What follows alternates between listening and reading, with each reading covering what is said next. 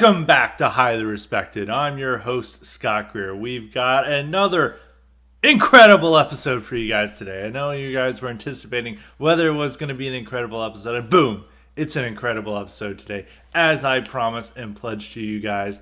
So, I'm trying to not talk exclusively about Ukraine today because that's what I've talked about on all the previous podcasts, but there are a few things that I want to discuss coming from the conflict and how people are reacting towards it. And then I have another topic to discuss, and then a very important, highly respected IQ supplement, cognitive elite question. I went through the whole thing. It's actually just a cognitive elite question that will come up at the end of the show, as always. So I'll go into Ukraine and more of how the American reaction to it is going and how the normies are perceiving the Ukraine conflict. So I talked with a family member last week, and generally this family member is always guaranteed to give the NPC takes on everything, whether it's Trump, the economy, COVID. I can always guarantee this family member to deliver what the NPC masses are saying about any issue. So I decided to talk to this person about what they thought of the Ukraine conflict, and I got what I expected. So this person, the family member, was saying, first off, Putin is Hitler. We've got to take out Putin because he's a dangerous guy. He's Hitler and he's got nukes, so we've got to do this. Third, Ukraine's going to win the war. And it was just like the standard stuff about how Russia was there and they're killing civilians, but the Russian forces are just getting wiped out in urban warfare. And this family member, when I was talking to him about the Ukraine conflict and what I was thinking about it, he got the impression that I thought Russia was probably going to win the war. And he was outraged by this idea. It was like a very much in the same way that you would talk to a liberal family member describing how blacks commit the majority of murders in America, or that race and IQ have some, pretty big relationship in there. And it's just like the outrage is like, wait a minute, are you saying Russia might win? Like, it was like this outrage, like, how dare you think this, that they may win the war? And it's not even like, it's just an objective standard. It's not like favoring one side or the other. It's just looking at the facts of the ground. I was just explaining what I think is going to happen. And I've explained this in podcasts before. What I think is going to be with the war is that Russia is likely going to wipe out most of these nationalist militias in the eastern Ukraine. There are reports that they're about to take Mariupol. I'm trying to pronounce it in the way the Ukrainians are. I keep watching the Azov videos where they talk about Mariupol, and that's how they say it. So Mariupol, I guess, is the best way to say it.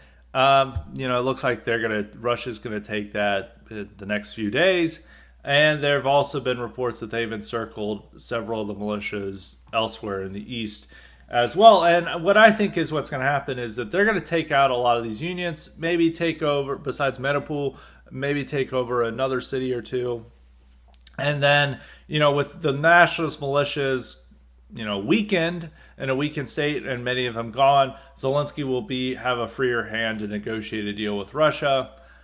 Even though they're insisting we're never going to recognize other territory as part of Russia or give up on it, there likely will be some deal made. They may be saying that, and the war will come to an end for all intents and purposes. And it just depends. If Russia hasn't made much progress by the time April begins, I think there's going to be some significant problems. The war may drag out into what the America wants and what the globalist American empire wants, in that it reaches a stalemate and it has a total insurgency phase, and it's just wasting a ton of Russian resources on this endeavor. That's what they think. But I think that what's going to happen is that once Russia makes these advances in the east, does a significant damage to these nationalist militias, and these nationalist militias have threatened to overthrow Zelensky if he makes any kind of deal. Zelensky will then make a deal, and what happens afterwards. I was talking to some people, is like, I think in this situation, the nationalist militias could become more powerful.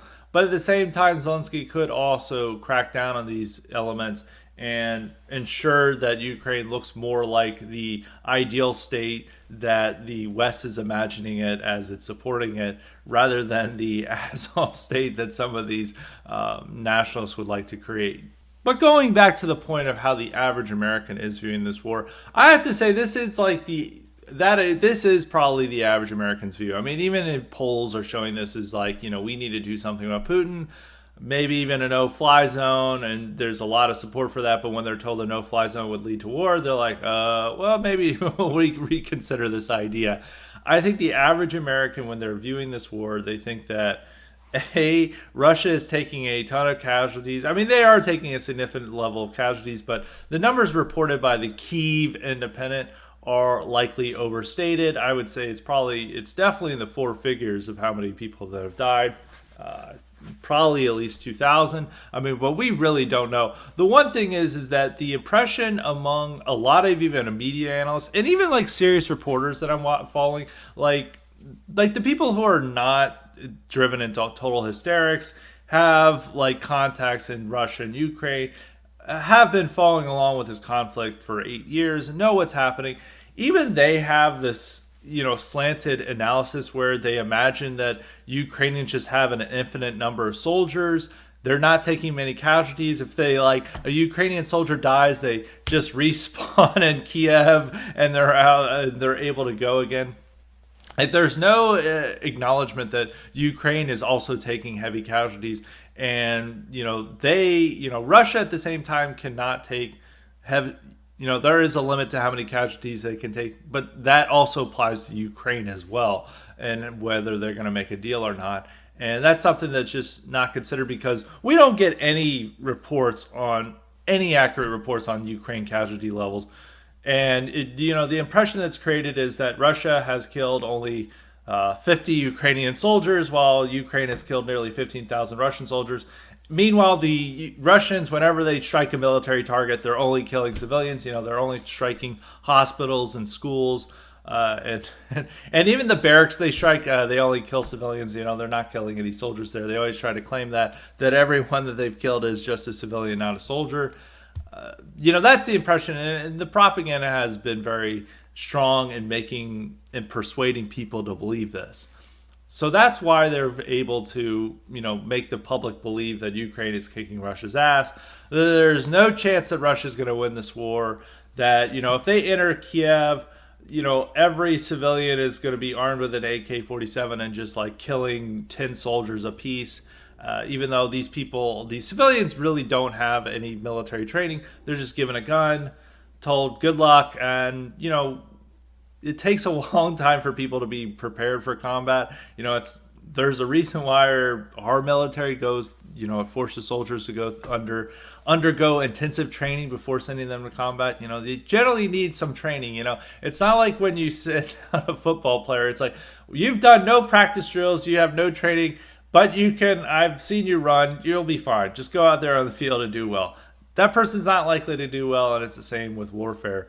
And a lot of these civilians, they no military training, disorganized, they just have a gun. And even in Kiev, we like to say Kiev here, because that's how Americans were calling it up until, a month ago.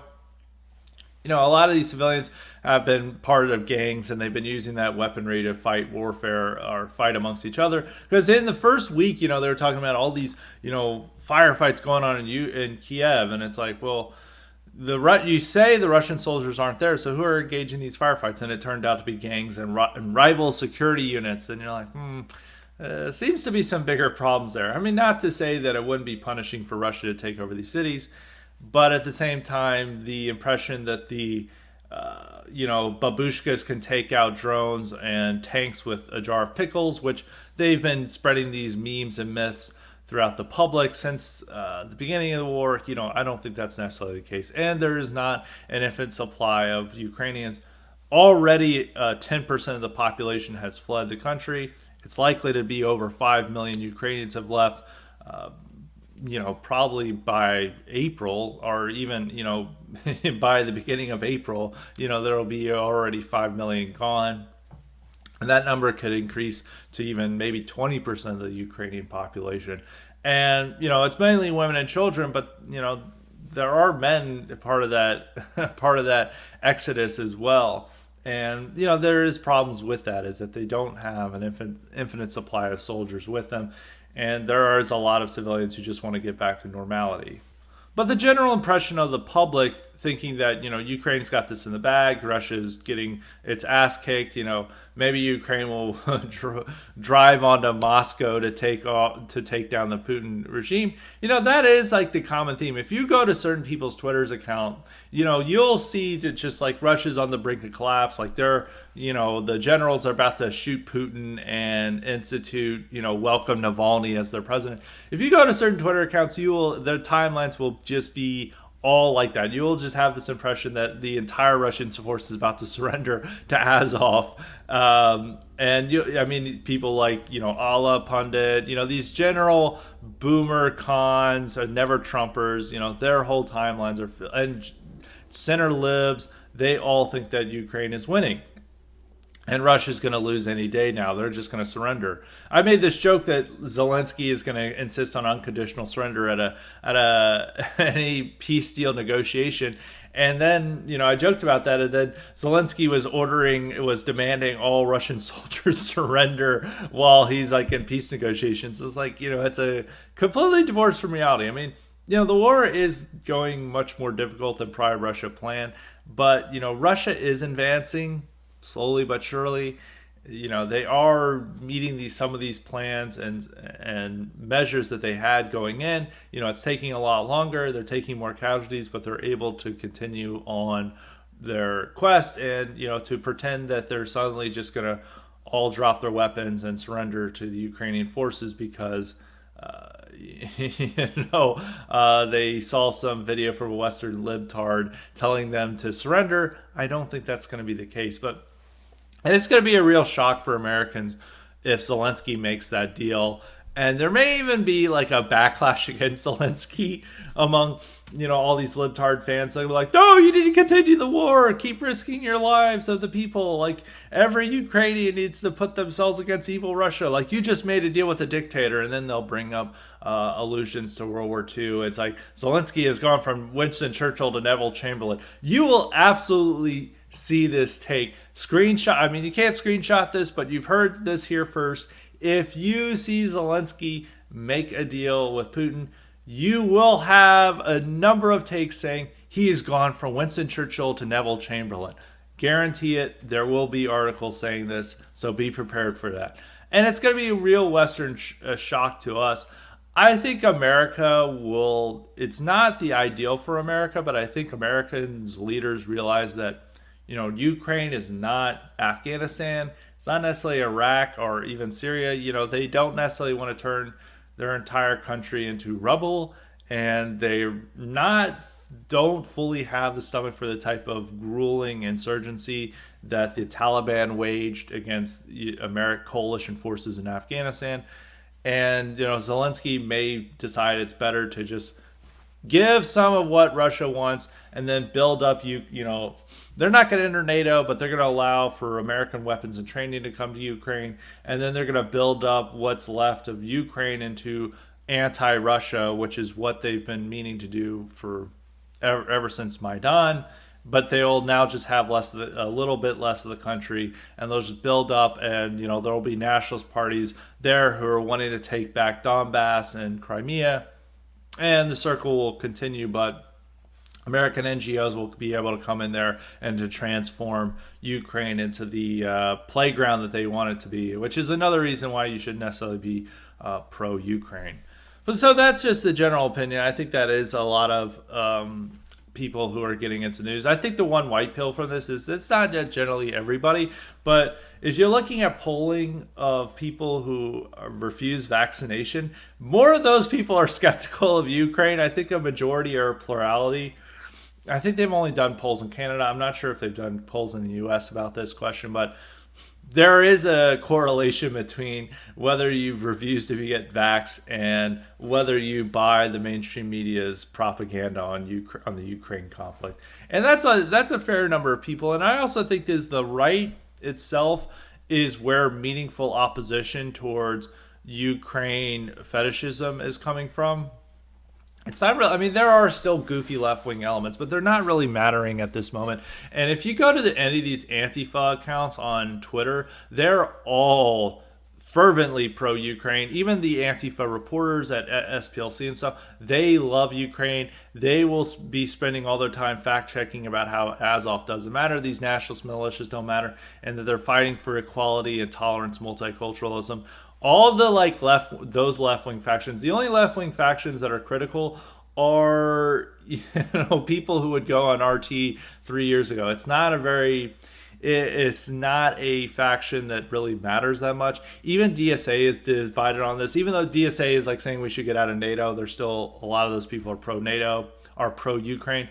The Chapo Trap House people are like not down with NATO and not really believing this, but they're not really focusing in on the same way as the right, because they realize that, I mean, if you go to any Antifa Twitter account on you will see that these guys are very pro-Ukraine, very anti-Russia, and that really is like the core base of the very far left at this moment. The only things that they will oppose is like a no-fly zone, and they'll still criticize NATO, but it's not to the same extent as like the right. The right is actually much more critical of the Ukraine cheerleading. The only Republicans to vote against, or the only lawmakers to vote against Ukraine bills are Republicans. No Democrat is voting against this stuff. All the Democrats can just muster is that we're not going to do a no-fly zone, which is pretty much an opinion shared across the establishment. It's only real deranged war hawks like Lindsey Graham and others who want the no-fly zone. And the media is making, and the mainstream media, CNN and these anchors are always demanding that the generals institute a no-fly zone, because it's all like done like female argument. Like there was this great interview where Margaret Brennan, who is one of the Sunday news shows, news show host. I don't know why I was having trouble saying that. And she was interviewing the Chinese ambassador to the U.S. The guy doesn't speak very good English, which is interesting to note that they find an ambassador and he's not that fluent in the language. He does have difficulties with it.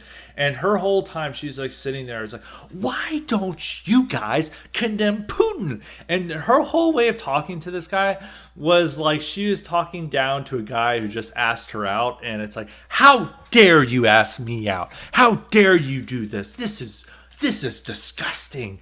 And she had this one point where she makes this thing, it's like she first off mispronounces Volodymyr Zelensky's name, where she calls him Vladimir Zelensky. It's like, Vladimir Zelensky is in a bunker while Vladimir Putin is speaking at a pro-war rally. And she just does it in a way that it's like this is like some prostitute talking to a McDonald's server who got her order wrong. And it's like, I asked for extra large fries and you gave me extra small fries. It's like the way she was talking down, it's just like contempt. It's like you can never take awful seriously when they're getting mad, because it's just like you could see this type of behavior when they're addressing any other problem, and now they address it to geopolitics. And the Chinese guy was having a tough time speaking his mind because he's not that fluent in English.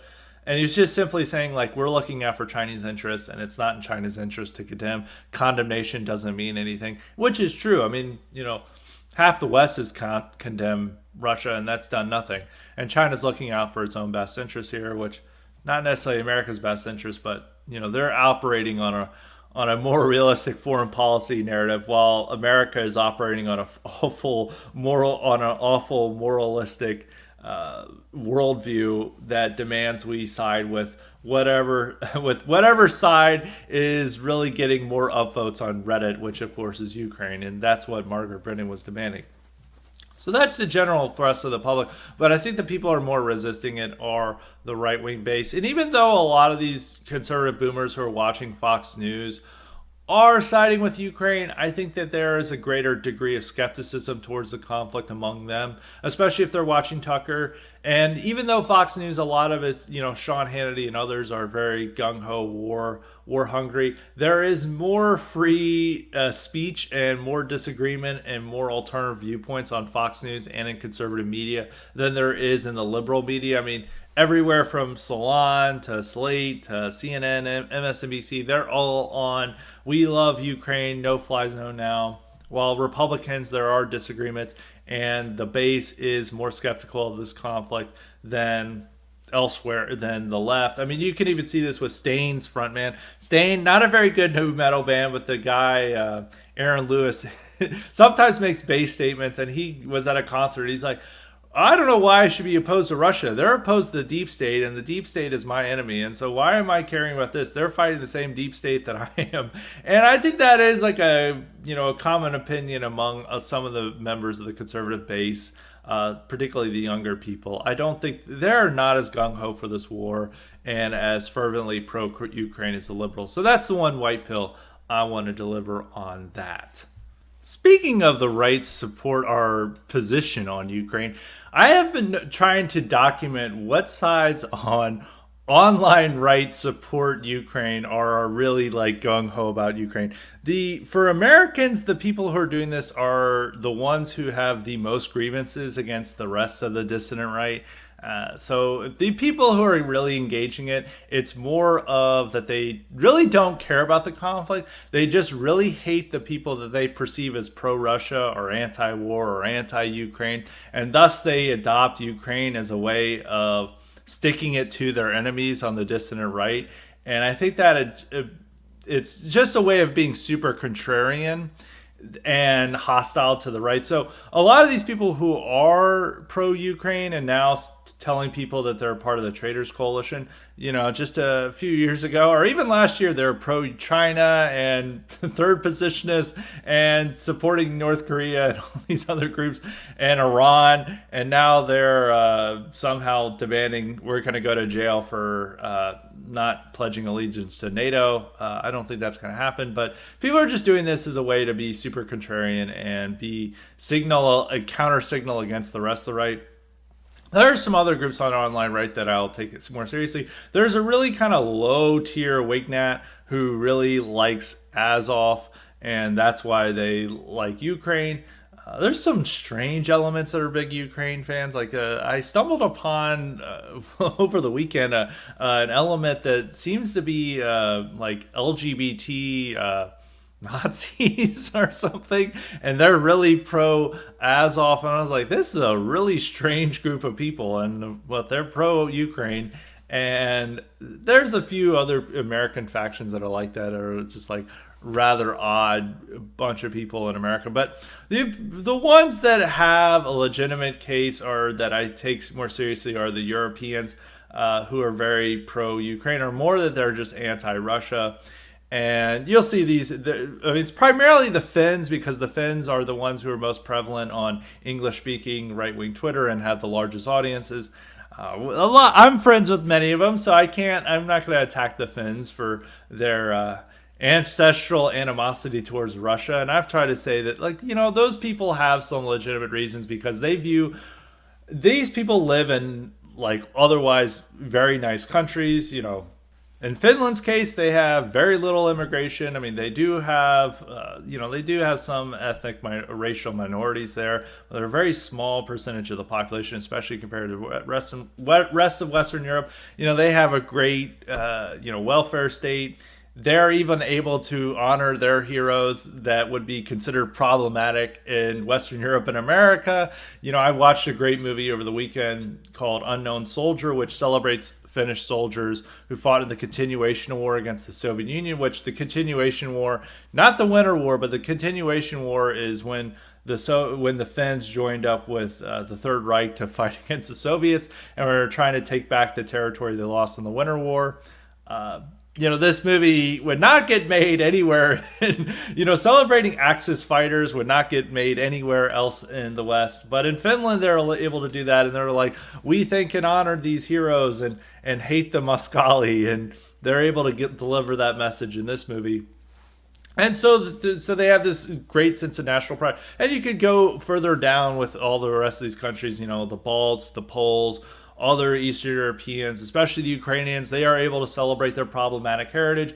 They don't have much immigration. There's a lid on how much LGBT stuff is there. Finland is not like the rest of Eastern Europe in that they definitely have a lot more LGBT stuff and much more feminism. Their whole government is run by feminists, so that's different from Poland and Hungary. So they are able to live in what are effectively nice white countries, and it's great quality of life. They're able to honor their ancestors and have a sense of national pride that is denied to a lot of people in the West and especially in North America. And so they view the Russians as somebody who's going to come in and change their complete way of life, and they have memories of, their Soviet puppet governments back under the Warsaw Pact, or Russia threatening it, as in the case with Finland. And Finland does have a memory of being ruled by Russia and the Soviets threatening their sovereignty and their ability to live as an independent country.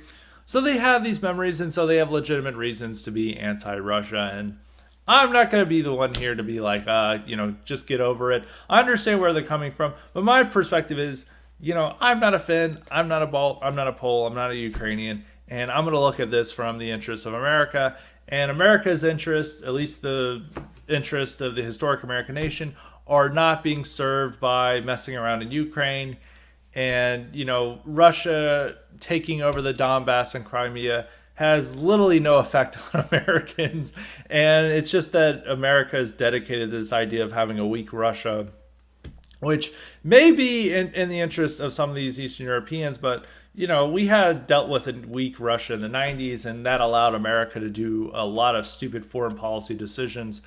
And it's just really presenting the idea that the end of history is nigh, and it's all time to get on board liberal democracy, and we need to spread a false sense of Americanism around the world. And I'm not about that, so that doesn't really serve our interests, and that's why I'm coming to this topic. So I don't really, begrudge them for having their views, but that's something to say. And so I made a funny point about this with a lot of European nationalists, is that on Twitter, is that I keep seeing a lot of these guys that are very anti-American, and a real reason that they're getting into anti-Russia is that the perception that the American right-wingers are too pro-Russia. So they're in a lot of ways counter-signaling, even though some of them do have legitimate historic reasons for being anti-Russia. They're getting really into it as a way to counter-signal stupid American right-wingers, or who they consider stupid Americans. And so it plays into anti-American sentiment with them. But the ultimate thing is that by being so fervently anti-Russia, that does make them pro-NATO, pro-globalist American empire. Not all of them. A lot of them got very sensitive that they're like, we don't want Americans here. We don't want Americans here. Go away, Yankee. And it's like, well, who the hell is going to enforce a no-fly zone? Poland? No, it's going to be America doing this. And it's the same with like these Polish nationals. They all want like more American soldiers there, more foreign funding to their country. And the same with the Balts. They're all dependent on American support. And even the European response from this is that there are some people who are claiming, oh, Europe is now achieving independence and is achieving sovereignty away from the globalist American empire. It's like the opposite is the case. It's like all these European countries are pledging allegiance to the gay and demanding more support, military hardware from the gay, and more, connection with the gay, and all over because, Russia sent troops into Ukraine. And so it's not the irony of Euro nationalism is that it's very anti-American. But for those who are both anti-Russia, they generally view Russia as a greater threat. And so when they are threatened by Russia, they come and beg America for support and need Americans to intervene. And we pledge allegiance to the gay and on all that. And you can see this with polling, is that in most European countries, there is like a majority support that America should retaliate against Russia if they invade a NATO country or invade somewhere else in Europe. But rarely does a majority support in any country support their own country's defense forces getting involved. Like in Italy, it's like 25% believe Italian forces should get involved if Russia invades anywhere, but 75% believe America should get involved in anywhere. It's the same in similar numbers in Greece and elsewhere. And it's like all these people, like for America, we want the Ukrainians, we want to fight Russians to the last Ukrainian. For Europeans, they want to fight Russians to the last American, and that's how this process goes. And so I really kind of doubt with like these European nationalism is that a lot of the great things in their country come at the expense of the American taxpayer. We provide a lot of their defense. Most of these countries would be complete ruin if it wasn't for the Marshall Plan. We take we are providing a lot which makes their country great again and allows them to not spend so much on defense and to have great welfare states and in many ways to operate these nice little museum pieces. Meanwhile, like our country's turned to shit. We don't have the great infrastructure of Europe. They don't have the collapsing roads and bridges that we do. Germany doesn't have that, or Netherlands doesn't have that, and even a lot of Eastern Europe doesn't have that. Balkans, they may be a little bit different, and certainly Ukraine is different, and the Baltic has a lot of other problems, but for most of Europe, they don't have a lot of the infrastructure problems we have. They don't have the type of, really desolate locations that we have if you visit a lot of rural America. And a lot of this, and they always like want to attack Americans is like, stupid Americans, bad Americans. It's like, well, we're providing these great things for you guys to exist as museum pieces, as nice countries. Well, we don't get those benefits. And now you're telling us that we're idiots, that we can't have an opinion on this Russia conflict, but just send more airplanes, send more tanks, send more weapons, do a no-fly zone to help us so we can preserve ourselves as a nice little white country. Meanwhile, your country goes to shit. And by supporting these efforts to send more weaponry our way and to strengthen NATO, you ensure that your domestic enemies are even stronger and have the ability to further weaponize issues against the historic American population. You need to do all this for the sake of Latvia. It's like, no, I don't believe in this. And Europe, there's going to somebody needs to step up in Europe and decide that they're going to be the big brother in charge of Europe, that they're going to be the one that these smaller countries in the East turn to when they have a problem with Russia. And one of these countries needs to step up, but none of these countries are stepping up. Germany or France does not want that responsibility. They still want it to be placed on America. France more to a greater extent is willing to play that role, but I think the rest of Europe doesn't want to give them that role yet. And none of these countries can turn to the rest of Europe. A lot of Europe, they need to figure out these situations on their own. They need to stop relying on America. They need true independence. And they can attack Americans all they want, but the only reason that you guys have nice countries is because of America. Don't you forget about that. I don't necessarily think that's like a right thing, because the people who are financing a lot of these things in Europe and sending defense forces there and wanting to keep defense forces there are the same people who want to have open borders for America and all these other terrible things. But the American taxpayer provides these great things for Europe, and a lot of Europeans don't want to be truly independent and get rid of that American dependence. They just like tweet about it and say, oh, we can be fine on their own. But when Russians come in, they turn into distraught soy jack begging for American help. And that's a lot of my opinions on European nationalism. And the greater point I want to say is that these differences that we're seeing between European nationalists and American nationalists does prove and even just like the differences among European nationalists among themselves shows how like pan-whiteism, I don't even want to say pan-Europeanism because it's better to say like pan-whiteism. And that's what like the alt-right was about in the mid 2010s and still is about now. It's like, oh, we'll just all be united around Greek statues. And like it doesn't work because there is like competing interests here. And just to parachute into like Ukraine and tell them no more brothers wars is like idiotic. Like people are not going to listen to that. They like have these historical animosities, much more so against their neighbors than against some theoretical migrants that aren't even coming to their countries. And so we do have competing interests. That doesn't mean we're necessarily enemies, but we have different paths we need to choose. And listen, I understand where a lot of these Eastern European nationals are coming from, but those aren't our interests. Those aren't our concerns. They need to figure that out on their own.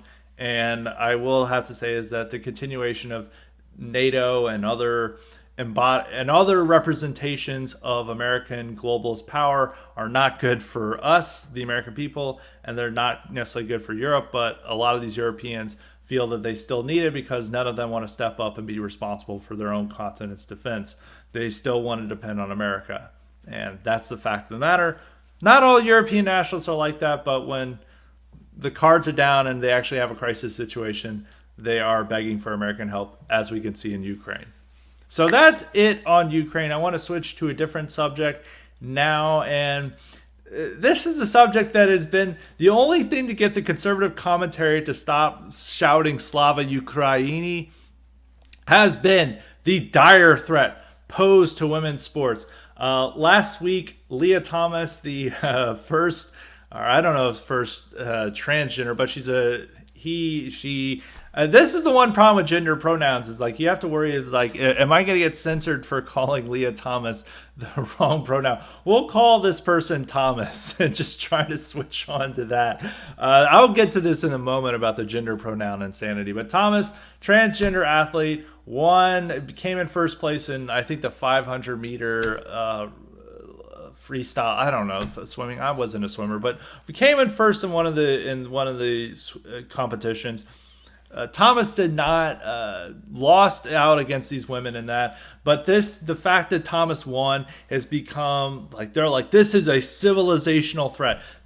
We have biological men destroying women's sports, and they're totally defeating a female competition. Like we'll never have women's sports again if Leah Thomas's take over the world, and this is really getting conservatives worked up. So I want to discuss this. I want to preface this by saying I do support bans on transgender athletes in women's sports, are forcing sports to require that the person's biological birth, gender, men participate in men's sports, women participate in women's sports. I am fine with those bills. I support them. But I dispute that they are that important, and it is very odd that conservatives get this worked up about the issue when there are so many other issues to get worked up about. And I don't think, there's a couple of things I want to get into this. So I just want to preface that, and it's like, yeah, of course I'm support these bills, but I don't think that they are really the type of battle to turn the tide on this issue. Really, in fact, they represent how the right has lost on this issue. And I went over this last week with how the right has continued to change on LGBT stuff. And we saw even further proof last week when Dave Rubin announced that him and his husband were having babies, kids, through surrogacy. And most of the conservatives were like, oh, congratulations, you're not going to get a lot of sleep now, Mr. Rubin. And they're going through this. And at the same time, you're like, 10 years ago, all the conservatives are like, this is the end of civilization. This is the death of civilization as we know it. This is a great threat to Western civilization. Now all these guys are making jokes and memes and GIFs to send to Dave Rubin over surrogacy. Now, there was opposition towards it, but I was noticing any of the mainstream figures, I mean, of course, right-wing anons were being a little too truthful about their opinion about, being very truthful and honest about their opinions on this. But conservatives a lot of the response was, half of the people mad were like, why didn't you adopt? Surrogacy is against God's law. And so, they're overlooking the big picture and just complaining about the surrogacy aspect and just saying adoption. And then a lot of mainstream conservatives who are trying to critique it were also going on about like, the real problem is surrogacy or the lack of a mother. These are the real issues that we have here. And they were being very going around in circles and being not very forthright in why they're opposing this. And they're just couching it in somewhat of trying to neutral and acceptable language, which was showing about how very different about this. Just even in 2013, 2014, conservatives would have said this is abomination. It's like marriage or a family must be one man, one woman, and gay adoption is terrible, or even much less surrogacy. And now they're defending gay adoption but being opposed to gay surrogacy, and it's like that's like the opinion of a lot of people. So it just and those are just the people who are opposing it. There are a lot of people who are celebrating it as well, big commentators, people from the Blaze and elsewhere, who are thinking that this is a great thing. So that it does show a change, and now we're seeing that with the battle over women's sports. Is that 20 years ago, conservatives understood that women's sports was an invention of Title IX of these laws, that women's sports was actually harming men's sports in college. I remember even in 60 Minutes back in the 2000s did a report about how all these male athlete programs in colleges were cut because Title IX required them to have parity between 50% female sports, 50% men's sports, and they were just finding women from who weren't particularly good at any sport, but like, now you're a part of our rowing team. We need an all women's rowing team to have gender parity at our school. And people were criticizing this, and they're criticizing the fact that like women were getting scholarships now that for sports that men would never get a scholarship for, and colleges were cutting male teams, and it was creating this dynamic that was unfair, unequal, and it was just all designed to fit into civil rights law. Now conservatives are at the barricades for Title IX and women's sports, and like, you will not take our women's sports. This is like 300. It's like Leonidas is there. It's like, this is women's swimming, boom, and he's like kicking the Leah Thomas into the pit or whatever. Like, that's their soon civilizational thing. It's like, only biological women here. They really care about biological women are competing in these sports, and it's like, it's not that important. And even with these female swimmers, they are really highlighting these swimmers and what their opinions about this. But all their criticism is just how this dude, Leah Thomas, is destroying their egos. They're like, I should be the winner, and now I'm losing to a biological male. And they're all couching this like, I want to know that I stand with transgender athletes and I stand with LGBT. That's like one of these swimmers, this woman from Virginia Tech who's Hungarian, was complaining about it. She's like, I didn't get into the finals because of Leah Thomas. And then her whole argument is like, I stand with Leah Thomas. She is just an athlete like the rest of us, but she is a biological male. And that's actually the language, like, she is a biological male in the statement. And her whole complaint was like, I wasn't able to qualify because of this one person, and this has deflated my ego, and now this whole civilization, all of America, needs to come behind and support me and butt resting my ego against these transgender swimmers. And that's really what most of the complaints are. And most of these female athletes, especially in college sports, I was like discussing with friends, and some person was like, well, the main sport that has transgender athletes are powerlifting and MMA, and most of the women in those sports are like fairly conservative. And it's like, there is some truth to that. I mean, like, Gina Carano came from MMA, and the actress who got fired from the Star Wars Mandalorian, who's now like a Daily Wire superstar and big Trump supporter. And there's a bunch of other big Trump supporters from those things. But it's like, that's not really what they're defending here. They're not like going after MMA for allowing transgender athletes. It's all these like college sports and high school sports. And especially with these college sports, is like, I guarantee you that the women at these prestigious schools that are in a college sport that are now losing out to a transgender athlete are all guaranteed to be libtarded. Like, these are the people who are standing with Black Lives Matter, who love gay marriage and LGBT and gay adoption.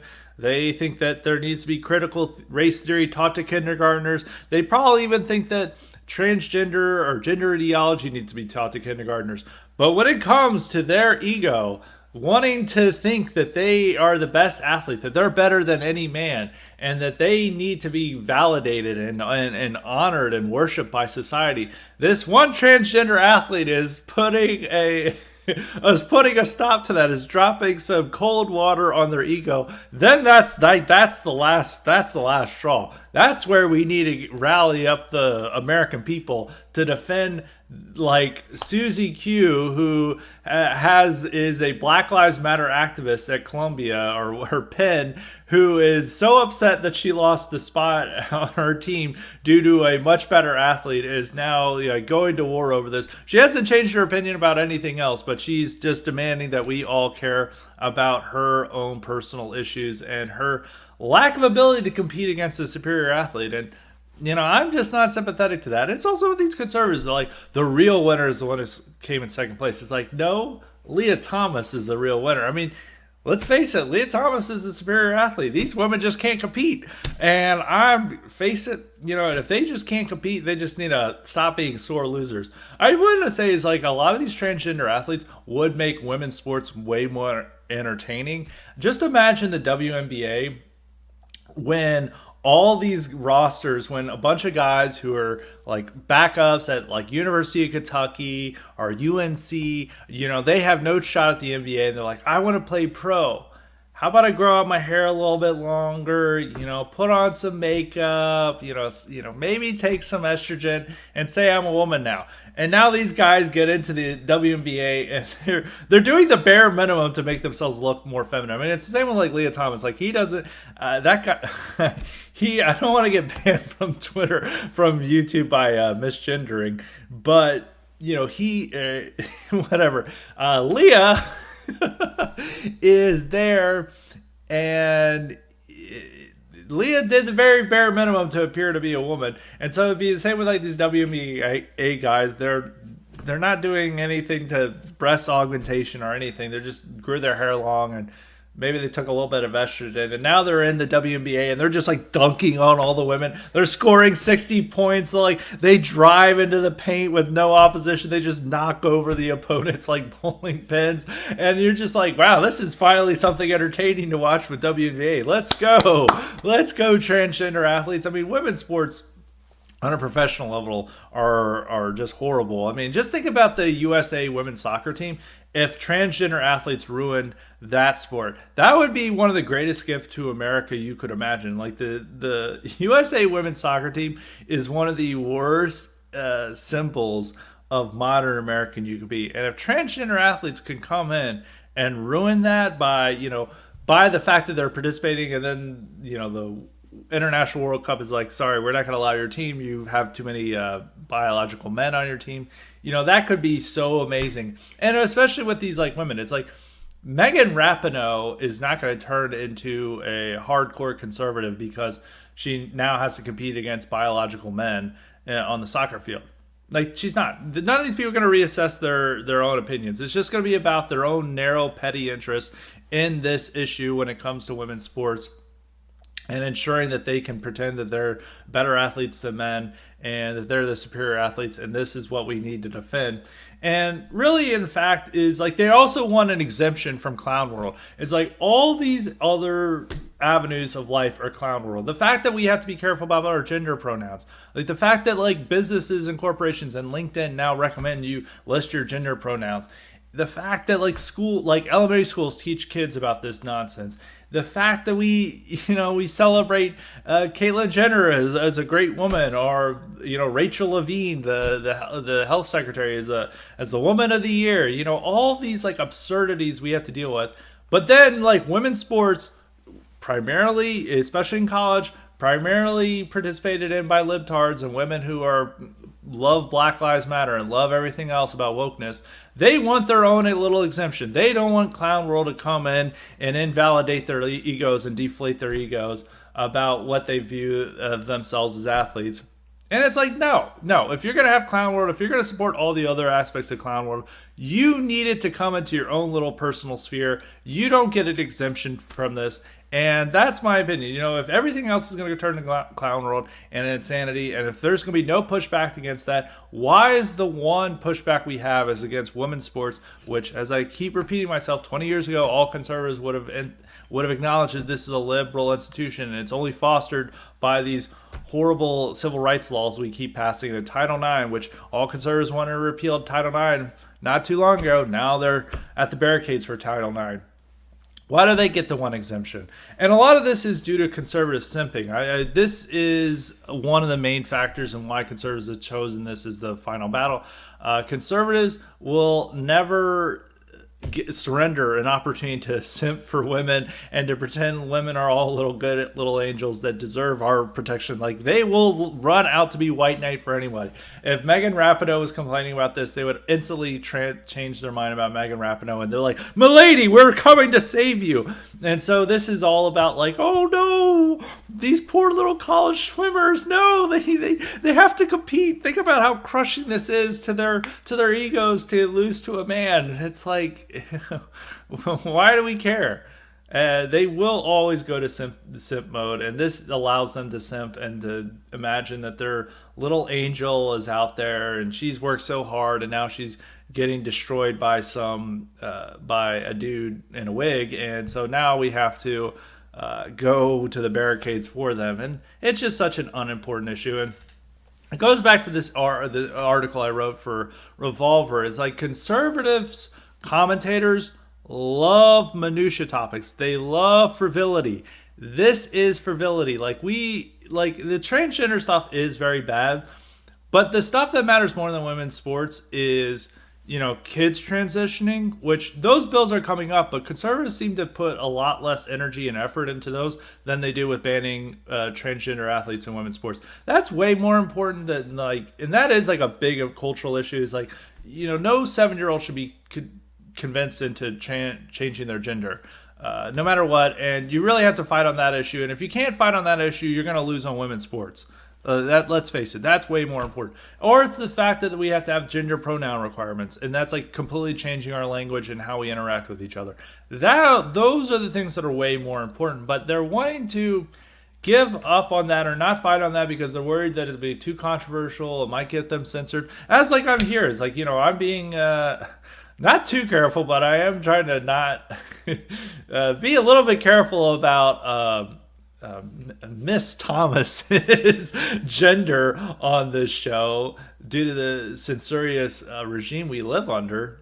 But they have to. A lot of this issue is a rearguard action to a lot of what the LGBT landslide has happened, and they try to keep building a wall and say, like, this is the last fight. And as I said last week, they tried to have a fight over religious freedom, then they got knocked down. Then they tried to have a fight over bathroom bills, then they're like, they're calling us bigots. They retreated.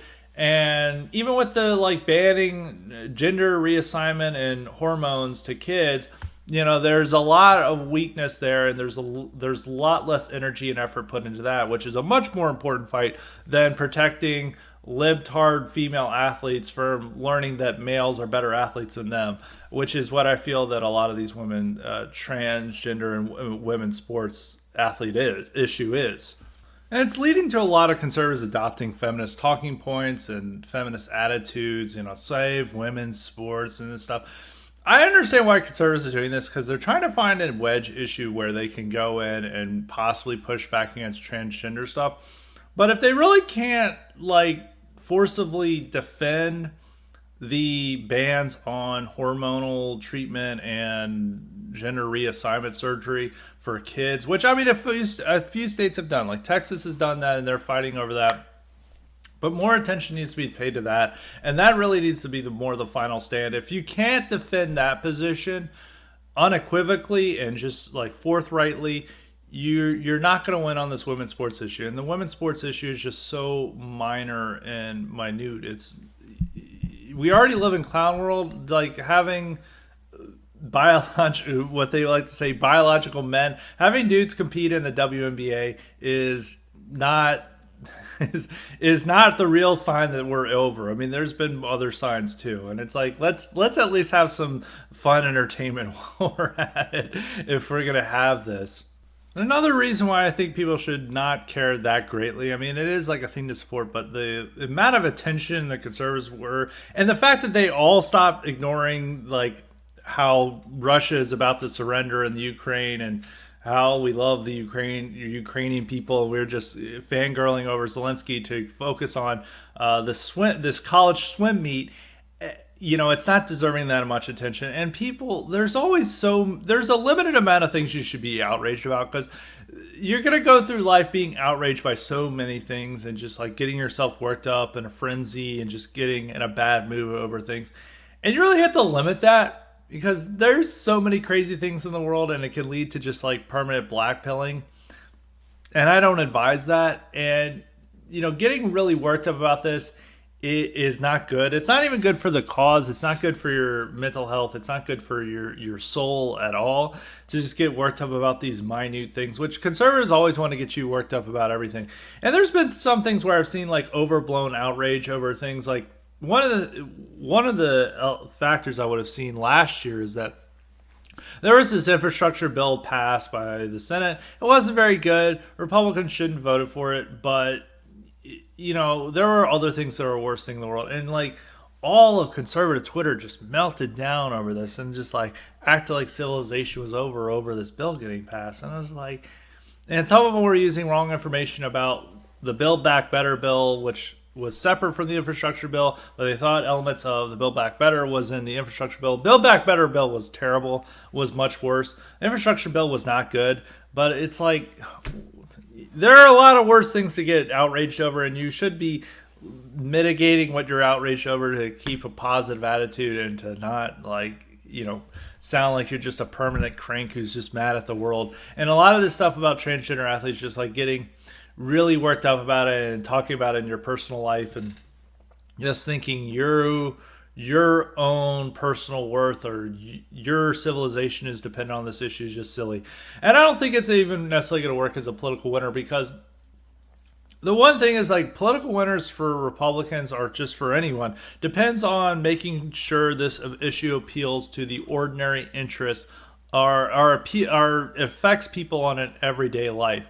And it's hard to say how, transgender athletes competing in college women's sports really affects the ordinary person. Now, it may affect some of these high school girl sports, but I mean, first off, these women can still compete in it. And generally with these women's sports is like girls are just in it to stay fit and to, stay athletic. I mean, there's a few of them who are trying to be all-star athletes, but my concern is not dependent on these girls like getting a college scholarship. Like, I don't really care about that. It's like the same with like Ukraine. It's like, okay, that's your country, but it's not my country. I don't give a shit. It's like the same. It's like, okay, you're a female athlete and you're generally a libtard and you're not reassessing any of your other opinions based on this fact, but you want me to demand and to care about your own little personal problems because I have to be a simp. I have to be a white knight running to your aid. No, I'm not going to care about that. It's not that important. And a big factor that has made LGBT issues become so predominant, or just conservatives give up on it, is that a lot of our voters and just a lot of Americans in general are just live and let live. And if they have this attitude that like this isn't going to affect me, like gay marriage is not going to affect me, which is eventually what became the majority position, they're going to cave on this. And when they're going to be faced with transgender athletes and the hyperbolic, inflated rhetoric that are coming from Republicans on this matter, they're going to be like, it doesn't affect me. Why are we getting so worked up about this? Don't we have more important issues to care about? And conservatives just like wanting to care about this revert to like feminist issues. It's like women's sports is the most important issue to me. It's like if my little girl cannot become first place, then this is an outrage and all of civilization will collapse. And it eventually resorts to petty egoism when they're resorting to this and and feminism when it comes to it. It's not even like appeals to what we consider proper genders, or that it's not around that issue that it comes down to. So the ordinary person is just going to not care about this. And even when it comes to this, like polling on this issue is interesting. When asked if, should women, no laws, just like should, sports allow people to participate in whatever sports they identify with, Generally, the population is opposed. It's roughly, I think, 60% of the population that, opposes that. But when it comes to actual bills about whether they should prohibit, when it changed to prohibit, it then only becomes a narrow plurality. This is seen in a couple of bills that I've seen. Polling was like one, it showed 42% supports the bill to prohibit and 40% opposes, and that's nationwide. And then in Iowa, it's 46% support, 45% oppose.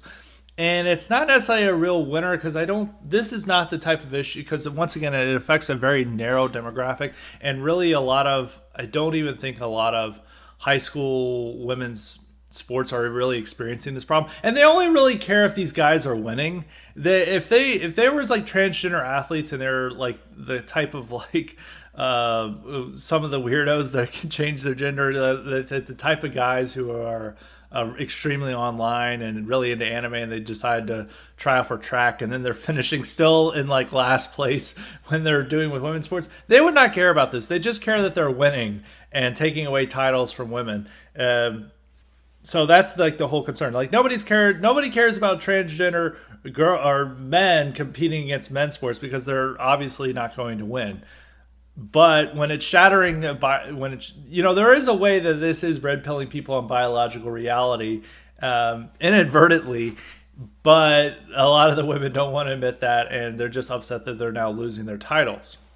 But at the end of the day, that doesn't really affect people. It's not going to make people go to the polls. I don't in real way. I think the base wants it, but the base should care more. If they had to pick like what laws should be picked and get really the more energy and effort, it should be banning the hormonal treatment and gender reassignment surgery for minors. Not really. Both should be supported in a way, but I think the undue attention towards it is unnecessary and is outrageous, and is more just the fact of showing how conservatives have lost in this issue, and they now trying to build up this one battle zone where they can look respectable, and they think that they can appeal to awfuls, egoism, and they're and that they can look like they're the real feminists here. And that's what they love to say, is like, we're now the real Democrats are the real women haters, like they're the real misogynists, we're the real feminists, is what a lot of conservatives are saying about this. And it's just not that important issue.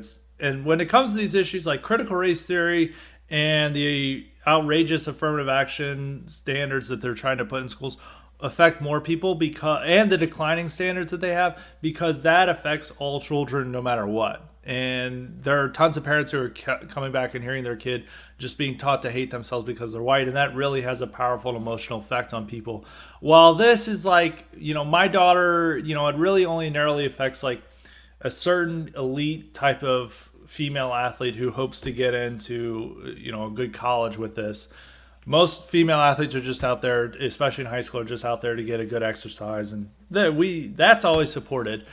But it's really affecting a very narrow demographic, and conservatives want to hone in on this because they feel like it's the left allows them to, is giving them permission to act up on it and get angry over it and pretend that they're the real feminists on it. And it doesn't really oppose. They are able to oppose this on grounds that are inherently progressive and liberal, in the same way that a lot of conservatives now appeal to liberal and progressive rhetoric when it comes to abortion. They're now doing the same when it comes to saving women's sports, and that's why they've gravitated towards this issue and have given up on other issues that they would have said are very important just a few years ago when it comes to LGBT stuff. But in conclusion, no, I'm not going to get worked up about transgender athletes in women's sports. It's not that important. I still support bans on it, but in terms of like what you should be outraged over, what you should be focused on, there are a lot more important things. And this issue isn't really going to turn the tide against the normalization of trans in our society. You really have to attack other issues from this issue on other areas. This is just simply conservatives retreating to a ground that they feel that the liberals will allow them to fight on and use liberal rhetoric and viewpoints on in order to defend something that's not really that important. But conservatives, as I've always said, love minutia, love frivolities, and love getting worked up about these things that don't matter. It is really just a performative cultural war issue. It is what like the left says. I think I was talking about this with Nightmare Vision. Is that the left always likes to talk about like the right is always into these performative cultural war issues that don't matter. With this, I would agree that it matters to a certain extent, but it only matters that it's a part of a larger fight. But it's a very minor part of the larger fight, and it's mainly concerned with feminine egos, and that's also presents another problem. But when it comes down to it, this is not a real issue that people are. It's going to affect people. It's not. It is a performative culture issue to distract people from other things that are going on. That's my opinion about it, and I don't think you can make jokes and support the bills, but getting really worked up about it and outraged in a way that a lot of conservative commentary did, it's just silly and cringe. Like there's more important things to worry about than Leah Thomas defeating the inferior athletes in the 500-meter freestyle race. And that's my opinion about that. Now on to the cognitive elite questions. As a reminder, you too can get the power to ask me questions or suggest guests and topics if you sign up for the Cognitive Elite option at Highly Respected Substack, and that's at highly-respected.substack.com. And make sure you sign up for the IQ supplements while you're there. Every week, usually on Thursday, I post an IQ supplement that's just like a normal podcast, but generally delving into a topic that's not a current affair or interviewing a guest about a certain topic. Generally deal with culture or history, so I recommend all of you to sign up for the IQ supplements if you want to be a true Greer head. This question comes from Dave, and I am unfortunate this is going to be a rough answer to Dave's question, but Dave asks, Scott, why did you say the Louder Than Life festival, which is it's coming up in this September, would be your personal hell? And, that's a good question. As last week, this is not a news event or very important, but last week I saw what might be the most horrifying concert lineup I have ever seen for a music festival. The Louder Than Life thing, it takes place in Louisville. It's supposed to be, roughly centered around hard rock and metal. And as all you guys know, I'm a big metalhead. But this is amazingly, this festival is, it's a hard rock festival. I should like some of the bands. Pretty much all the bands that are, especially the headliners, are there or you're really terrible. I'm just going to go over the bands that I hate and just for your own amusement. I mean, the first day we have Bring Me the Horizon. I didn't know they're still around, but they're a horrible deathcore band. I think they turned into more punk pop punk later on. Nine Inch Nails, one of the most cringe bands in history. I was supposed to have them on my what are the most cringe bands history poll, but I think I added somebody else, but it should have been Nine Inch Nails. Evanescence, I guess there's some nostalgic value to that, but let's go. Tenacious D is on that, and Tenacious D, really unfunny band. Just that's all these things remind me of the things that people when I was 13 was down. I was like, Slipknot is horrible. You guys should know that. Kiss is okay. It's not like my type of thing. Alice Cooper is okay. Not really the best of the old classic hard rock. Rob Zombie, not good. Red Hot Chili Peppers, Incubus, horrible. Especially Incubus is really bad. This is really the type of stuff you get into when you're in middle school and you're just like, oh man, I'm into rock music. Now I'm into Red Hot Chili Peppers and Incubus. I mean, Red Hot Chili Peppers is comes on the radio. It's like, whatever, it's okay. But Incubus is not good under any circumstances. Most of the bands, these are just like the headliners. Alice in Chains is okay. Out of the bands that I'm just looking at, the thing, I keep noticing some okay bands. Like Ministry had some okay albums back in the day. They're really terrible. The guy who runs it, Al Jorgensen, the main guy behind it, is very cringe himself. They haven't done anything good in many years. In Flames had some really good albums in the 90s. I know they're a really cheesy band and a lot of metal elitists don't like them. I know that our good friend General Plan Genghis, who was on an IQ supplement recently to talk about metal, would not be an In Flames fan, but that's okay. Alice in Chains is pretty good. I think they're overrated, but they're the one okay grunge band. And the rest of the stuff is like Papa Roach and like terrible new metal, terrible deathcore, terrible like metalcore, and just like the terrible like post grunge stuff that's like there. And the type of people is like that are really into this stuff. It's like it's really depressing how many of my fans were just like looking at the on Twitter who are looking at the lineup. They're like, "Oh man, this looks like an awesome lineup," and I was like, I've offered so many IQ supplements. I've offered so much advice on music.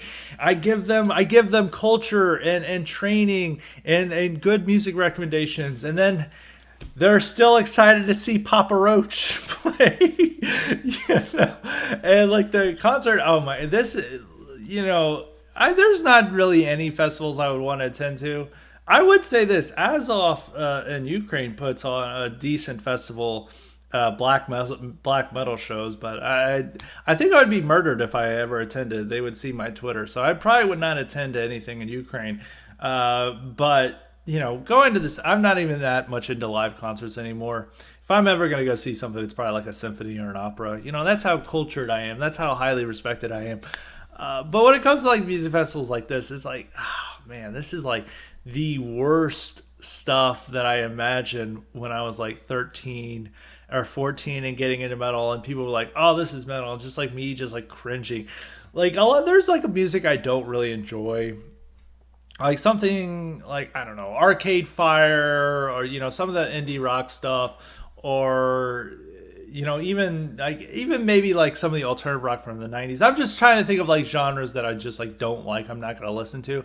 I'm not going to enjoy this, but I'm not going to cringe when I listen to it. And when bad metal or hard rock comes on, it's like physically painful for me to listen to, because it's just like cringe. It's just like embarrassing. And just by liking music that sort of sounds like it, you get a type of embarrassment just for having any association with this. And it's just like, I just really cringe when stuff like comes on. It's like, I don't even like being associated with this as like a music genre that bears some similarity to this. I have that feeling whenever I listen to, forced to listen to Slipknot or something like that. But to my fans, if I know there's gonna be some people who really like this music festival, please sign up for the IQ supplements. Please listen to my music episodes. There's much better metal out there. I can give you metal recommendations. Please do not think that these bands that are on there, like Seven Dust, is that even one? Shine Down, the hard rock that's offered there, is Slipknot especially. Please don't don't go to the show. Listen to IQ supplements instead. Listen to Bursum instead. But yeah, it's not a good music festival. I would say this: the one thing about is that they generally put all this stuff under the active rock banner now, which it has to be an invention over the last 10 years or so. And I remember Wall Street Journal, and I think it was Wall Street Journal, did an article about active rock like a few years ago, and it's like, this is the music of middle America. This is what middle Americans listen to. It's like looked down upon, like Trump's America listens to this stuff. And it is true. If you like talk to people from rural areas and elsewhere about like what music they like, they would probably say like the stuff that they see in Louder Than Life. I was even talking to some like Fraternity Brothers, and they're like really excited about this festival. And I was like, I didn't even know you guys liked hard rock. But they're into that, and it is like the type of music that is listened to by. It's not cool. It's not hip. It's certainly not liked by metal elitists like me, and it's not liked by hipsters or other people and the people who generally determine what's good music or not. But it is liked by guys who are more inclined to vote for Trump than most other genre. If you probably went to that Louder Than Life festival, probably compared to anything else besides a country music festival, you would find more Trump voters at. I don't know if that we need to make them listen to better metal. That's like the real question. But I would say that, so I don't want to be too down on it in that regard. But that is something to keep in mind, is that if you compare this to like Bonnaroo or Lollapalooza, most of the people there are going to be libtards who hate Trump. Well, you could probably go to a Louder Than Life and wear a Make America Great Again hat, and probably people like, hell yeah, brother, Trump 2024. I guarantee you would not. There'd probably be some people who would have a negative reaction, probably more so than a country music festival. but you'd still get a positive reaction there, and you wouldn't have people like, you're a racist. I think a lot of people would give you a thumbs up on that regard. As you can see with Stain's front man, going on a based, keyed rant about Russia and the deep state. And Stained has performed at this festival in the past. So, there's a lot of artists like that who get into conservative stuff and pro Trump stuff. So, you can't be too negative about it, but the music there does make me cringe. I'm not a fan. The only three bands that I could say that I've liked any of their albums, and Ministry is kind of overrated. I really would, and Alice in Chains I think is overrated for grunge. The only band I really enjoy, will actively like their albums. Even though Alice in Chains has two good, I'll include Alice in Chains. I'm going back on mine. Is In Flames. I don't care about how goofy or cheesy they are. They're good. Their old albums, up to even Clayman, their first, their first five albums and the Subterranean EP they released in there are like good listenable albums. They're cheesy. It's not necessarily to the level of Burzum, but it's decent metal. I support it. Don't listen to anything after Clayman.